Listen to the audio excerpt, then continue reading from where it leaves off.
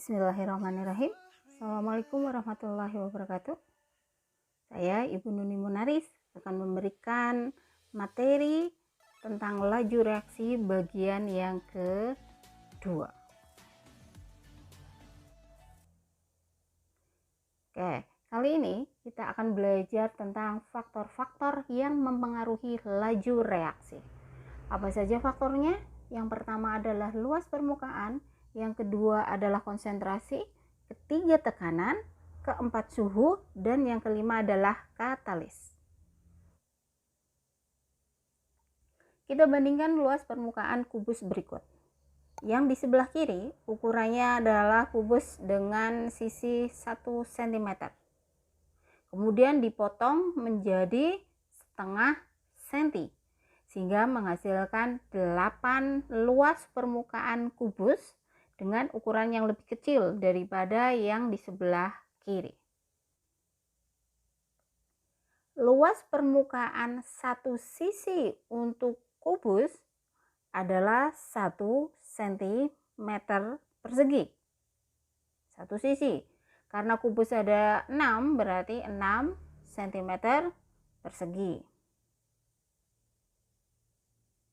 Kemudian di sebelah kanan terdapat 8 kubus dengan panjang sisi 0,5. Satu sisinya 0,5.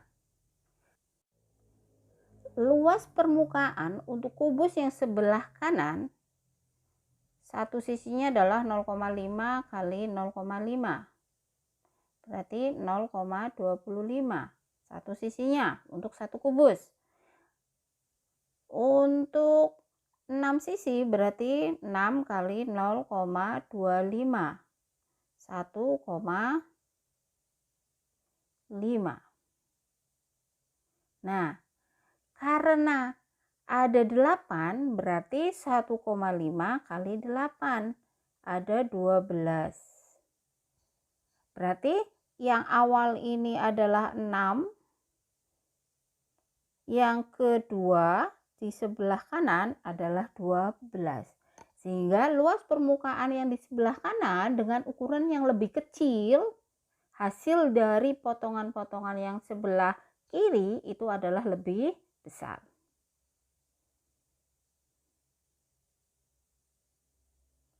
Pengaruh luas permukaan terhadap laju reaksi. Semakin besar luas permukaan atau semakin halus bentuk reaksinya, itu akan semakin besar bidang sentuh dan peluang terjadinya reaksi bertambah. Sehingga semakin besar luas permukaan, maka laju reaksi akan semakin besar juga. Manakah yang memiliki peluang terbesar terjadinya tabrakan? Kita lihat di sebelah kiri. Ini ada gambar mobil beriringan 4. Jalanannya renggang. Sebelah kanan ini terjadi kemacetan ya. Jalanannya padat. Pengaruh konsentrasi reaksi terhadap laju reaksi. Semakin besar konsentrasi, semakin banyak molekul bereaksi.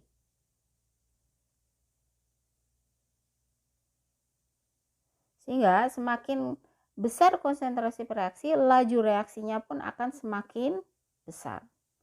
Konsentrasi semakin tinggi, laju reaksinya juga akan semakin tinggi. Oke, gambarannya seperti ini. Ini padat sekali sehingga ada kemungkinan untuk bertumbukan itu semakin besar. Kemudian yang ketiga, pengaruh tekanan terhadap laju reaksi. Perhatikan gambar berikut.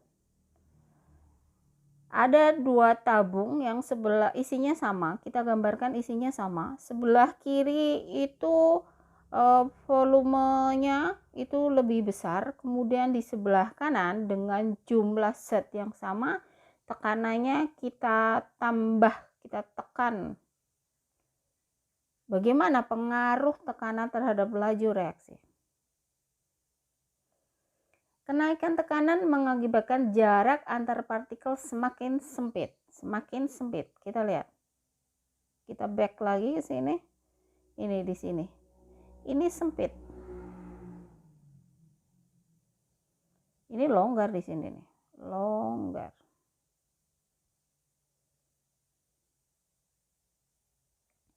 Sehingga kenaikan tekanan mengakibatkan jarak antar partikel semakin sempit, sehingga semakin besar peluang terjadinya reaksi. Semakin besar tekanan, maka laju reaksi juga semakin besar. Pengaruh suhu terhadap laju reaksi. Ketika suhunya ditingkatkan, kita simbolkan sebagai T2, maka energi kinetik partikel reaksi juga bertambah. Kita perhatikan di sebelah kiri dengan jumlah molekul yang sama. Ketika suhunya dinaikkan, maka reaksi yang terjadi di dalamnya seperti yang di sebelah kanan. Di sebelah kiri adalah suhu awalnya T1, sebelah kanan adalah T2. Ketika suhunya dinaikkan, maka laju reaksinya semakin besar karena pergerakan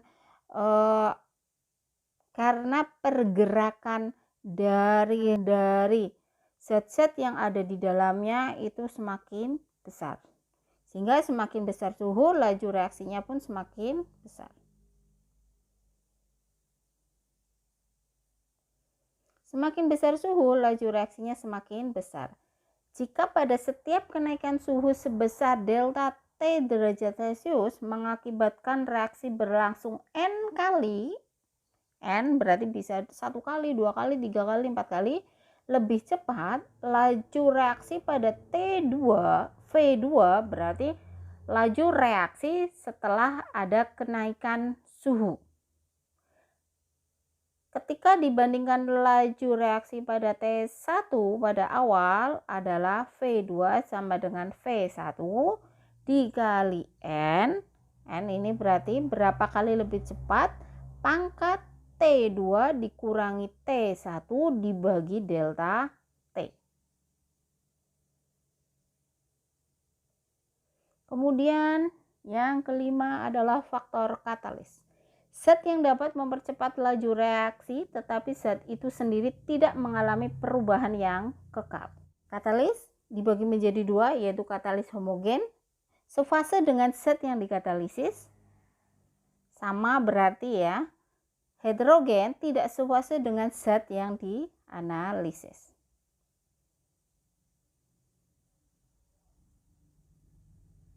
Cara kerja katalis.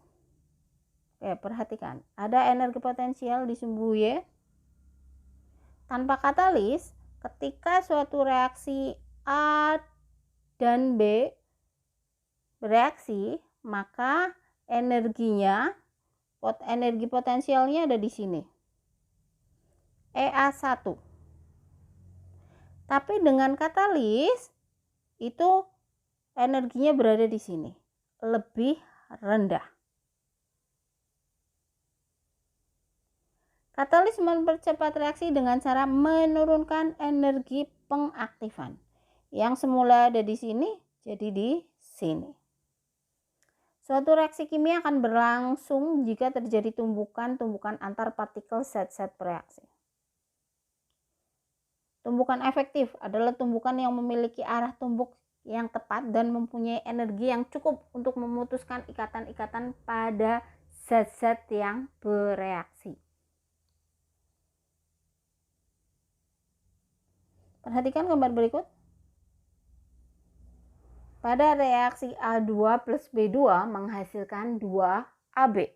Pada reaksi A2 bereaksi dengan B2, ini kemudian terjadi pergerakan di sini.